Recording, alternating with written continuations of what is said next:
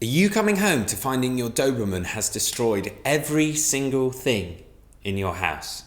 Well, let's see what we can do about that.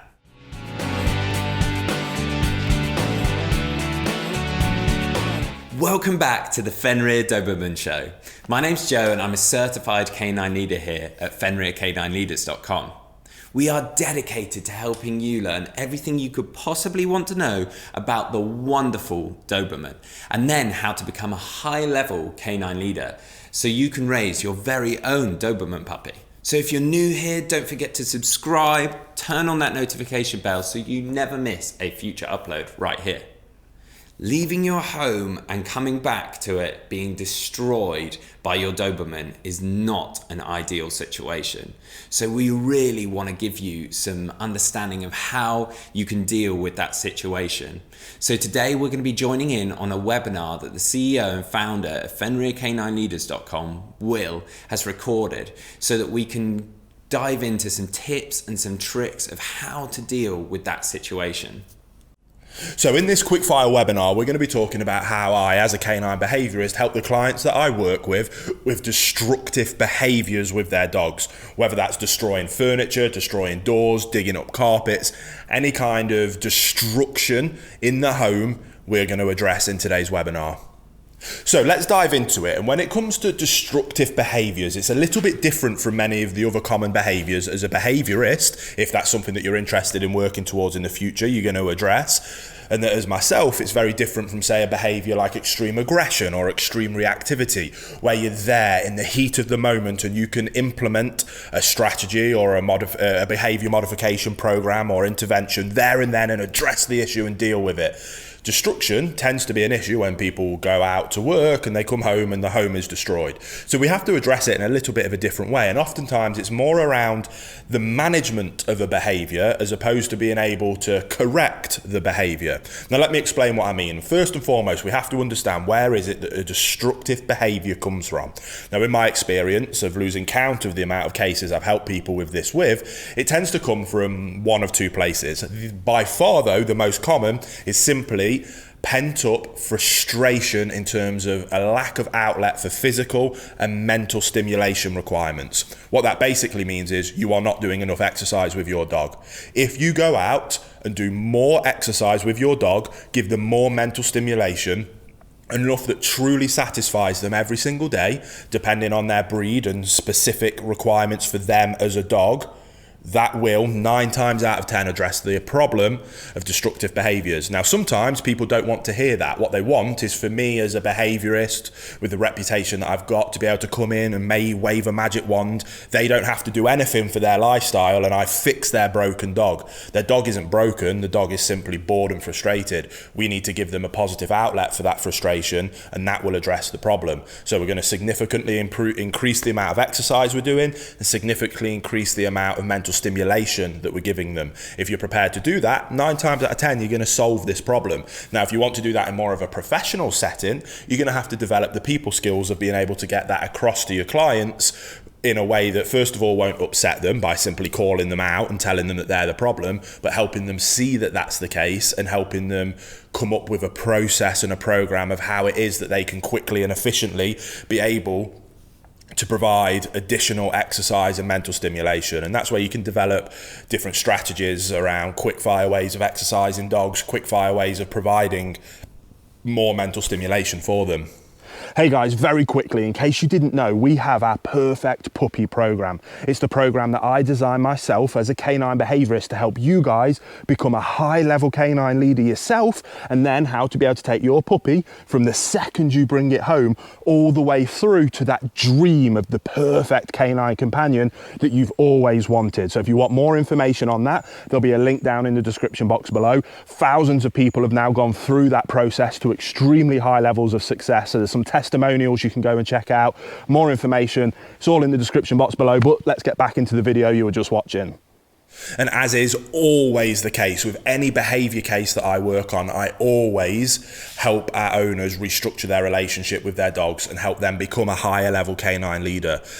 When it comes to working with specific behavior problems, the behavior problem that an owner will come to me with, maybe it's the problem that you're dealing with yourself. Maybe, again, you want to be considering moving into this as a profession. So someone might come to you with is what we call the micro issue. That is the symptom that we're seeing, and that is what the owner will want addressing. And it is our responsibility to help them do that. Here at Fenrir, the reason we're able to have such large levels of success is because not only do we help them with those micro issues, but we put so much time and effort into fixing what we call the macro problem, the umbrella issue.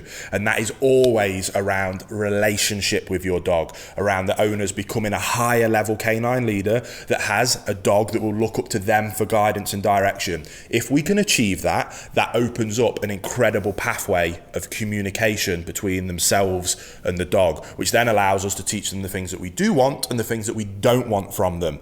Now, in terms of destructive behavior being the micro issue, it's one of the few behaviors where addressing that at a macro level might not necessarily be what they're looking for in the micro fix. It doesn't mean it's helpful, it's incredibly helpful. So I highly suggest that you go and do that, because that will address any other possible problems that will come up in the future.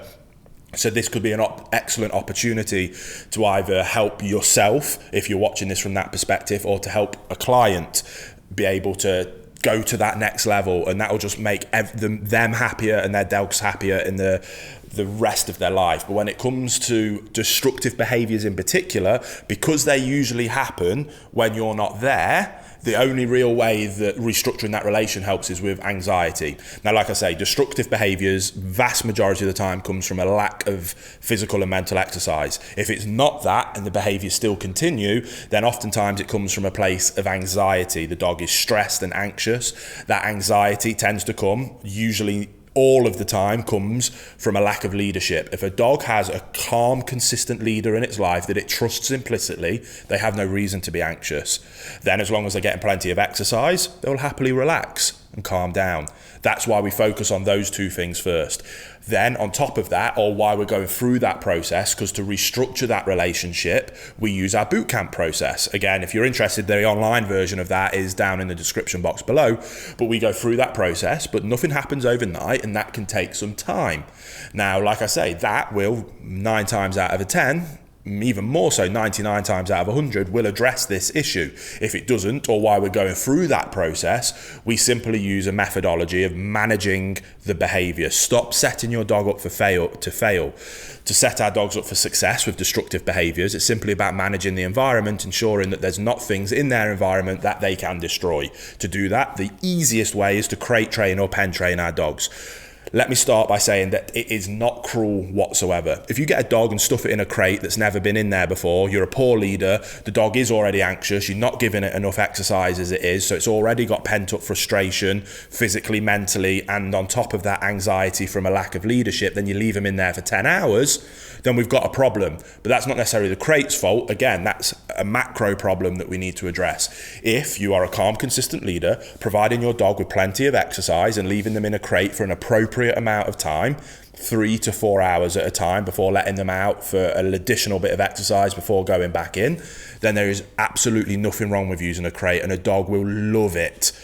Dogs are denning animals. I like to cover crates with a big towel or blanket to make it nice and dark, put a nice bed in there so it's nice and cozy. Nobody else can ever go in that crate. That's the dog's special, safe, calm place for them to go, take themselves away and relax. That is what we're looking at achieving, and that's what we're looking at doing. To help with destructive behaviors, if we can get the dog to learn to love their crate, which is very easy if we follow that basic methodology, we leave them in there with a frozen Kong, get a Kong toy, stuff it full of some meat pate, chuck it in the freezer. Then before you go out, 10 minutes before you go out, let them sniff the Kong, put the Kong into the crate, shut the crate door so they can't get in there. And I promise you do that every time, your dog will be begging you to go away so that you can let them in the crate and shut them in there with that Kong. They'll look forward to that time alone. You add that on top of exercise, they go in, the Kong provides additional mental stimulation while they work their way through it. Happy days, everyone's happy. The dog then works their way through the Kong. Oh, I'm knackered now, I'm just gonna have a little sleep until the boss comes home. You come home, do a bit more exercise. Again, it's not rocket science. Add in more exercise, add in better leadership, control the environment, nothing in your house ever gets destroyed again. It's not rocket science. The theory is simple and straightforward, just requires a little bit of commitment and dedication and leadership on your part if the owner, or helping your clients' owners be able to implement those kind of basic strategies just with dedication and commitment to the desired outcome, which is having a perfect dog, which you will have if you put in that effort. So I hope that was helpful. Go away, get stuck in, start implementing those things, and I promise you're going to achieve incredible levels of success. Well, there you have it, guys. Some tips and tricks of how to deal with your Doberman who keeps destroying absolutely everything. I really hope that was helpful and you were able to learn some new things. So go away from this video and put those things into practice. Thank you so much for tuning in to today's video on the Fenrir Doberman Show. Don't forget to subscribe and turn on that notification bell and get involved in the comments down below. And I can't wait to see you again.